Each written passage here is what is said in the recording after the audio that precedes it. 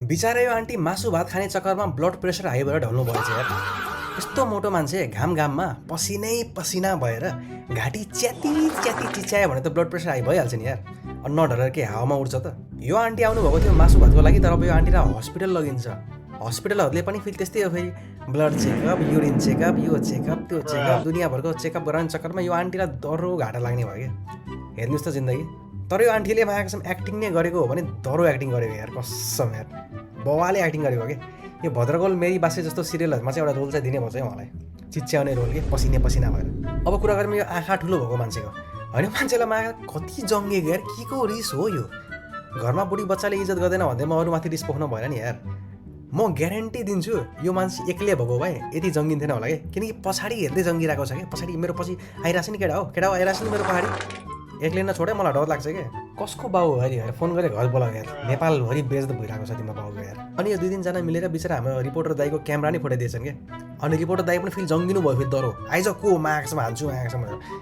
एकजना पनि अगाडि आउन सकेन कि। यिनीहरू 50-60 जना कतिजना थियो होला, हिरो बन्दै सब फुटाउँदै हिँडिरहेको थिएँ, एकजना पनि अगाडि आउन सकेन कि। यिनीहरू ग्रुपमा मात्रै हिरो हो कि। एक्लै परेको बेला यसरी कुकुर देखेर बिरालो भाग्छ नि, त्यसरी नै भाग्छ यिनीहरू। किनकि यिनीहरूको केही इमानै छैन। यिनीहरूलाई पैसा दिए मासु भात दिए यिनीहरू जे पनि बोलिदिन्छन्।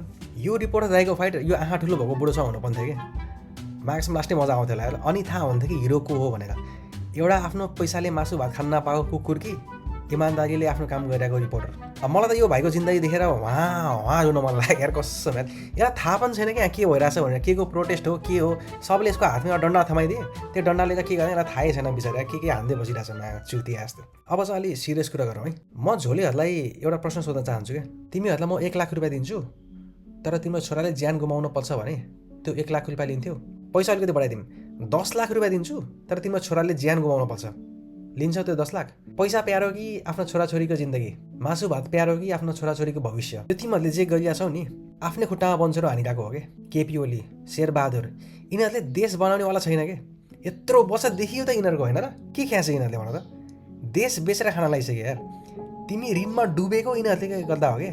तिम्रो छोराले आज विदेशमा भाडा माझिरहेको छ, टोइलेट सफा गरिरहेको छ, दुनियाँभरको गाली खाँदै काम गरिरहेको छ, फ्रस्ट्रेट भइरहेको छ यिनीहरूको कारणले, किनकि देशमा रोजगारै छैन। अब त्यो तिम्रो त्यही छोराले विदेशबाट रेमिटेन्स गरेको पैसा पनि यिनीहरूले खान्छन्। अनि तिमी चाहिँ यिनीहरूकै पछि लागेर हुन्छ जब मासु भात र पेट्रोलको लागि। कति सानो सोच के, पछिको सोच न यार। देशमा राम्रो सरकार आयो भने त देशमा रोजगारी हुन्छ, तिम्रो छोराछोरी पनि विदेश जान पर्दैन, आफ्नो घर परिवारबाट टाढा कोला बस्न मन लाग्छ।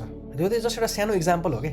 यिनीहरूले नेपालीहरूको जिन्दगी यति गाह्रो बनाइदिएको छ, यति गाह्रो त कुरै छोडिदिउँ। 75 जना बच्चाहरू मरे कि, 75 जना बच्चाहरूले आफ्नो ज्यान गुमाउनु पर्यो। त्यो मात्रै होइन, त्यो 75 जनाको कतिजना परिवारहरू थियो होला, कतिजनाको आमा बाउ कति आँसु बग्यो होला। त्यो तिमीहरूको दिमागमा अलिकति पनि आउँदैन है।